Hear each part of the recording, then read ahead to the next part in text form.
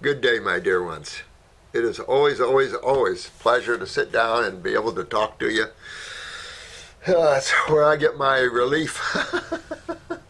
I think I've showed this before, but this is Heal by Nature. Beautiful job on your place. I don't know how close I can get to these where you can see these. But this is what it's about. Open yourselves a little place. Even if you do it in the garage of your house, that's where I started, in the garage, believe it or not. I had people waiting on the porch. It was just that sort of thing. I've been in a lot of different places through the years, some not so nice. Just this is the affordabilities and stuff like that. I get all that. But this is how you start out, and there's so many suffering Homo sapiens out there that once people get wind that you know the secrets of health and how to turn people's dysfunctions, diseases around, and how to make them healthy again, and how to regenerate their babies, your practice will grow and grow and grow and explode. And this is how you do it. We have wholesale prices for you, and we have local distributor prices. And I've always wanted to help people do that. Well, wholesale for a company is a ball and chain around their neck, but it gets our message out. And you all are doing such a beautiful job, and I would like to make healers out of thousands of you. Just go out and help the world get well and show them another level of awareness, because this world is so trapped in treating effects. Just treats effects all over the place, and whenever you treat an effect, the cause is still your problem. And being a fluid-based problem, predominantly, it's systemic, head to toe. So we were talking about it earlier. Let's say you had prostate cancer and you removed the prostate. You still have that inflammation everywhere in the pelvic area, through the bladder, because this is a systemic fluid problem. Well, what fluid could be systemic that we could possibly be talking about that deals with inflammation? Lymphatics. That's why these are all lymphomas. It's the lymphatic system again, and we need to have planes flying in the air. Learn your lymphatic system. But by the way we teach, because the way they teach, they don't even know it. So they don't even know how it works. So they can't teach anything about it. So that's important that you understand that system. You fix that one system and your life will be brand spanking new in every way. But, the focus should always be on the cause and ignoring your lifestyle. You got to remember, Homo sapiens didn't start out in caves. We think of caveman, we have that kind of consciousness. That's untrue. National Geographic has tried to do a lot to dispel that image. In fact, that the Homo sapien man is a tropical species. So you got to rethink how you see your past relatives. See them more on tropical lands than in caves freezing to death, because there's nothing warm that humans have. We have no fur, no hair. Some people have some body hair all around. Some guys are pretty hairy. Some gals are pretty hairy. But realistically, the Homo sapien species is a species that needs tropical, at the very least subtropical, like Florida here. Anywhere else, then it's just more demands, more changes, diet, stress, everything else, because your needs change, your environment changes, everything changes, pressure changes. So all these influences on your body changes your desire for different foods. And so it's hard sometimes, living up north, to do a tropical diet. But you got to get well. There's just no two ways about it. Staying warm. Leanne, hello Leanne. Thank you for reading my email, and thank you for what you are doing oh, thanks, sweetheart. Dr. Morse, I need your help to understand why I keep feeling fatigued, or why my body makes benign tumors. All right, that's real easy to understand. And those two are linked together. I just don't have the energy that I need. It goes up and down. I feel fatigued. And then my whole body is popping tumors. Those two are totally together. One, fatigued, tired. What system would you be dealing with that sort of information? What system in your body would you be feeling when you feel fatigued? Your nervous system, right? Your nervous system is how you feel. Energy, lack of energy, all of that. So when you have a lack of energy, we go to what's called neurological neurotransmitters. And then we know those are the energetic sources that turn on the nervous system that then make things happen. Good example, epinephrine. Somebody scares you, somebody comes at you with a gun, somebody's going to rape you or whatever, that adrenaline comes up, and that's epinephrine and norepinephrine, and that turns on your energy to fight or run, but it also shuts down elimination. And if you're stressed, your epinephrine's are always up, and your dopamines and acetylcholines are always down. And the more down they are, then the more down your nervous system is, and then you start moving toward the diagnosis of MS. Particularly because what organs do the adrenal glands control big time? The kidneys. They sit right on them. Well, what role would the kidneys have in life? Just to clean the acids out of the blood? The blood doesn't deal with very many acids. Systemic or dietary acids maybe from your food sources and stuff, but where's the systemic metabolitic acids go? The sewer system, the lymph system. And there's supposed to be only two real exit points for that: urine and sweat. Outside of that, you can ooze mucus out of your mouth, out of your ears, out of your nose, vaginally, and that is the lymph system. When your lymph system backs up, you start running. Mucus starts coming out all over the place because you're full. You filled your cup up. And when you go to a medical doctor that doesn't understand that, they give you antibiotics, which are not just antibiotics, it suppresses the lymph system. So when you suppress a system that needs to expectorate, guess what happens? Hell breaks loose. Sometimes the symptoms are like chemotherapy. The symptoms looks like the tumors are going down because you're burning them out, you're burning everything. Then what happens? Explosion of damaged cells from the very chemo they gave you. The dark agey insanity, I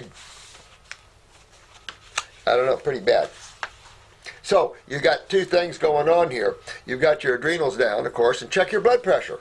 Blood pressure, 120/60. Textbook. All right, so anything below 120 on the top, we're looking at neurotransmitters.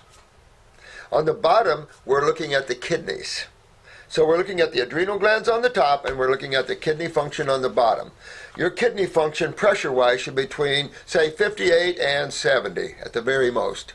If your diastolic is over 70, you've got some pressure building up in the kidneys. You've got some blockages of the lymph system in the kidneys. You have stagnation and acidosis building up. At the same time, you can have real low blood pressure in the kidneys, which means extreme kidney weakness. Top number, when you're below 120, that's low neurotransmitters, and you'll start seeing nerve rings develop in your eyes over genetic lifetimes. The nerve rings are showing the decay of the myelin sheaths. So then you feel tired. Also, then you're open for all kinds of things because your adrenal glands produces over 50 steroids. Most of your minerals, including iron, zinc, selenium, need adrenal steroids. So before you can assume you have a deficiency in minerals, you have to fix your adrenal glands. Then your absorption and, go on with that. So real important to understand that your mix is right in there. You're growing benign tumors because your adrenal glands and your kidneys are not working like they should. So therefore your kidneys are not filtering anymore. Pee in a jar. Just pee in a jar, honey, and you'll be able to look, because you can't grow benign tumors and be filtering. You can't grow tumors if you're filtering properly unless you have a lymph node that is decayed or swollen and hard and you can't get behind that. My biggest fear, and I'll share it with all of you guys because you're all healers, you're working on yourselves, a lot of you are working with others, but some of our biggest fears are not their type of fears. Our bigger fears are when you see a lymphatic rosary around an eye and it's been there for a lifetime. And I've got such a case right now. I've had many of those, of course, but I have one case that she's just not getting her cancer out. She's not getting that lymph moving and filtering because the lymph nodes have been swollen and hard all her life. Remember, cells feed into the lymph nodes as septic tanks, and then from the septic tanks or lymph nodes to the skin or kidneys. It's just a process of elimination from the cells, the breakdown and the neutralization of acids and damaged cells by the lymph nodes, and then the elimination of these particles out the kidneys or skin. When that last phase does not happen, you start having problems, systemic. And when you start seeing tumors popping, this is a long time happening. And of course, remember, you start out lymphatically from your mother. Your lymph system and blood system's tight. Mom feeds you, cleans you, and everything while you're in her. But if she isn't filtering and cleaning, you're not, as the baby, filtering or cleaning. That's why you're seeing so many atypical cells, cancer cells, tumors in newborns. It's just, we've gotten really bad, and we really have to, as a race, turn around and take a look at that so that race can continue, or it'll be morphodized and changed. That's the way God does things. So you have an opportunity, the humans have an opportunity here to turn things around, and you guys are right in the mix of helping them do that. Exciting stuff, What else you going to do? Play with toys? Watch football? People ramming each other, hurting each other. Games people play. So, you got those two things you've got to focus on. So you can take a glandular, say, it depends how low your blood pressure is. If it's high, you want to stay around the 200s. But if you're real low, you can hit the 400 milligrams of a glandular adrenal. I would shift after that bottle into the adrenals. If you have low blood pressure, add licorice root to it. But if they're down, the chances of your other endos down is strong too. So the only way you can stop these tumor growths is to get your kidneys filtering. I had a young man from, I think it was New York or New Jersey. This young guy, he was only 11 or 12 years old, but he had over 30 tumors had grown in him, and he had, I thought it was around 30 surgeries. I can't remember, but it was a ton of them removing these tumors. And you see, once you put someone under propofol and you put someone under that like that 30 times, you're really doing a number on their CNS and their autonomic nervous system as well. So bad thing. So I said, this young man sat right in my desk, right in front of me, right here with his arms like this, and I'm right into this young man, and I'm saying, this is tough diet. You got to be an islander for a while. Can you do it? He looked at me and he said, Dr. Morse, I'll do anything you say as long as I don't have to have another surgery. And you know what? He hasn't had tumors since. The school saved all money up and ran things to save money to get him down here. And we cleaned him up. So, you got to look at your kidneys and your adrenal function, sweetie, and that's just right where you're at, right here.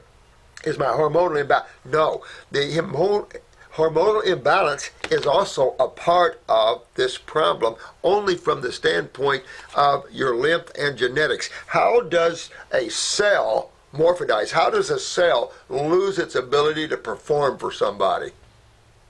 How do you lose your ability to perform for somebody? Well, let's just say you were full of mucus and you couldn't sing or breathe well. Or you were genetically weak and you couldn't produce whatever it was you're producing.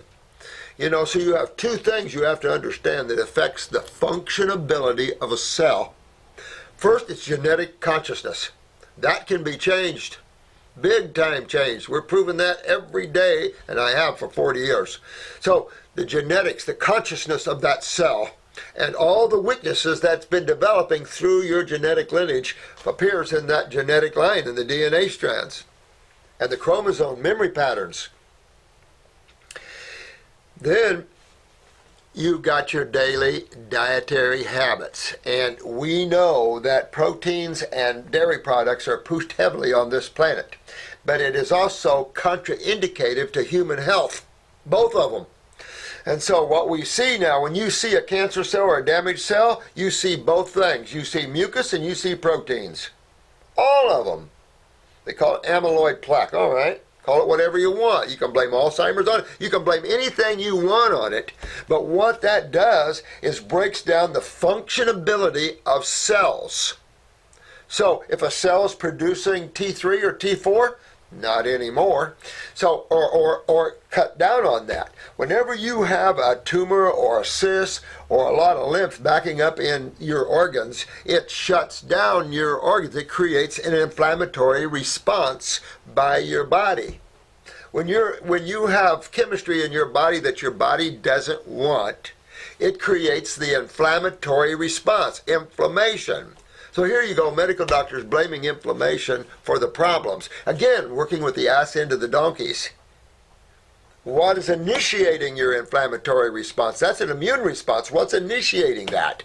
Foreign protein. Well, foreign proteins are proteins that are out of harmony. Foreign means out of harmony in chemistry. So when you're consuming chemistry that might be good for another species, but that's out of harmony with our species, then you're going to have a blowback lymphatically from that. And your blowback lymphatically is generally mucus. That's why all of this is called the mucosa. And it lines your whole GI tract, it lines everything. It's part of your immune system protection against acids and proteins. Because these are the number one things that you have immune response toward. Dairy products, but they're still proteins, dairy proteins. Same thing with glutens and grain proteins. It's the proteins that are getting us. So all this propaganda and all this crap about you got to have proteins, that's the negative forces trying to get you to fall. And you will fall. Because they'll chew up your bowels, they'll chew up your kidneys. Look at all the studies. Finally, the World Health Organization said, all right, maybe this last study will do it. I doubt seriously. I really doubt seriously if a lot of people looked at the World Health Organization's last study of 30-some years showing that proteins are a direct cause of GI tract cancers, and then for our part also kidney failure. You know, it's just a sad thing. People just are in their habits. They don't want to grow. They don't want to learn. They're locked. There's nobody happy. If you want to change this world, then you have to change this world. You can't expect the people that have their consciousness under the ground and that are narcissistic and way out of balance, you can't expect them to do it. We have to keep those people in control. And yet they're keeping us under control. Interesting. But anyway, sweetheart, you've got to get to your kidneys and your lymph system and really honk on that, because you want to stop, because these tumors will not always be benign. Tumors are all benign. Tumors just are a pocket of fluid. If they grow, if they're building up around tissue, means that the interstitial isn't moving, and these tumors are, of course, developing around tissue. Any cell in that tumor is going to be gone. And if I poke that tumor and biopsy it and I pull out one of those cells, yeah, of course. Of course. But it's in the tumor. And it's going nowhere in the tumor. The tumor has it locked still. A tumor is just a closet. When you don't want something you don't like, you store it away. And that's just what your body's doing. The tumors and cysts are storage compartments because there is blockages. If you have no blockages, you have no storage compartments. Your lymph nodes are plenty. See, so understanding that is real important, and understanding the system that you have to go after when you have symptoms that are not quite what you like. Any symptom that's not a symptom of vitality and vigor is a symptom of disease. And the chemistry side that is most responsible, of course, is the acid side. You only have two sides. So it becomes quite simplistic. And I've always said, you can't dig into biochemistry and subatomic particles without first understanding the whole. If you do, you'll get lost and you'll never get back out of there. And that's what's happening. Now you have chemistry calling base chemistry acid chemistry, and they got themselves all turned around. So there's no wonder they can't find the truth out of it. They're so lost in effects that you have to pull back to the original design and look at that first. Start looking at the bigger picture, then go down to the micros. Go to the macro first. You'll help to understand the micro much better. Is my hormonal imbalance, or I simply need herbs to balance my system? You need to get your systems filtering and cleaned up. That's all I can say. This is the filtration is important. If you're not sweating, it's the thyroid. If you're not filtering in the kidneys, it's the kidneys and adrenals. But you see how the twins are right there for you? I've come across you doing research to find a doctor who can help me. Can I speak with you, please? Thank you so much. Absolutely, hon. Call in, make an appointment if you want, or get on our 14-week protocol, or I'll write you one, and it's spelled M-O-R-S-E. Not Morse. It's Morse.